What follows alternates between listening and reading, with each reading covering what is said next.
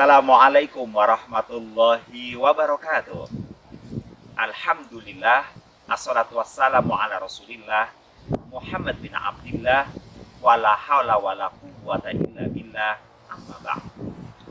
Saudaraku yang dirahmati Allah subhanahu wa ta'ala, Rasulullah sallallahu alaihi wasallam bersabda, aktaru ma yudkhilan nasal jannah taqwallah wa husnul khuluq. Kebanyakan hal yang menghantar manusia masuk ke dalam sorga adalah takwa kepada Allah dan akhlaknya yang baik. Takwa kepada Allah subhanahu wa ta'ala, Rasulullah memberikan definisi yang cukup simpel untuk kita semua.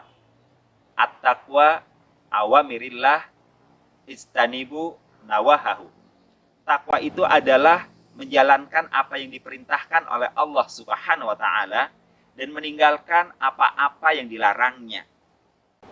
Perintah-perintah Allah subhanahu wa ta'ala ada yang tertuang dalam sebuah rangkaian seremoni berupa amal-amal ubudiyah. Paketnya sudah sangat jelas, SOP-nya mudah untuk dipelajari, dan rangkaian-rangkaiannya awal sampai akhir dengan rukun dan syaratnya pun sudah tersaji di sana.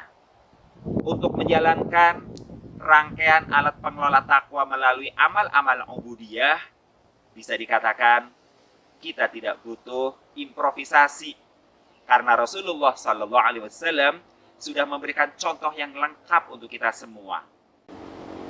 Rangkaian ubudiyah ini pun kemudian tertuang dalam rukun Islam. Kita menyebutnya dengan urutan-urutan. Pertama adalah syahadat. Sebagai kunci awal seseorang disebut sebagai mukmin, kemudian ia berhak, meskipun nanti secara syariat hukumnya wajib, menjalankan seluruh rangkaian ubudiyah di dalam Islam, yakni sholat, zakat, saum, haji. Inilah tools yang Allah subhanahu wa ta'ala berikan kepada kita melalui Rasulullah SAW, sekaligus sudah dicontohkan praktisnya oleh beliau sallallahu alaihi wasallam kepada kita sebagai satu paket amal untuk melakukan proses ketakwaan. Maka ketakwaan dalam arti melaksanakan apa yang diperintah oleh Allah subhanahu wa ta'ala dalam bingkai ubudiyah tunai sudah. Kita tinggal beraksi saja. Lantas, adakah tuntutan takwa di sisi yang lain? Tentu saja ada. Secara ubudiyah, ia akan memperkuat ruhiyah kita. Tetapi ada amalan-amalan takwa yang tentu saja akan memperkuat aksi-aksi kita secara fisikali.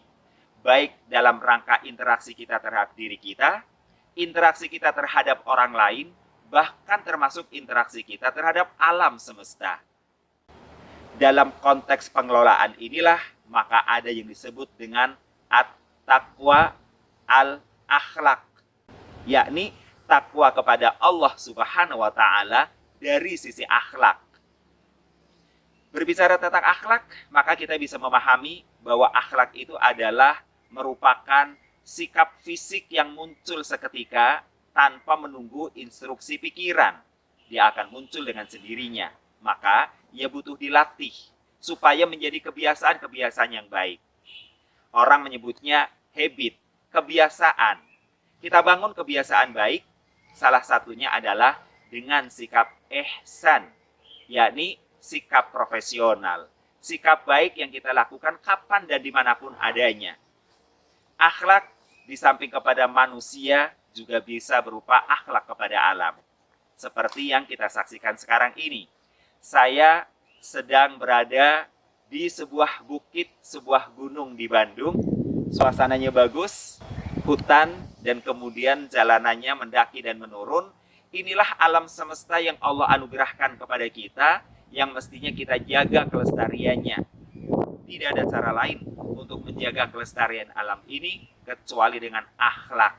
Akhlak dalam amal-amal profesional, yakni menjaga kelestarian pohon-pohon di gunung ini jangan sampai dibabat habis sehingga gundul, karena dengan adanya pohon sebenarnya ia akan mengikat air yang mengalir di dalam tanah. Sebaliknya, jika gunung digunduli dari pohon-pohonnya, maka air tidak akan ada lagi yang mengikatnya. Bencana bisa menimpa. Na'udzubillahi min dzalik. Semoga bermanfaat untuk kita semua. Billahi taufik wal hidayah. Wassalamualaikum warahmatullahi wabarakatuh.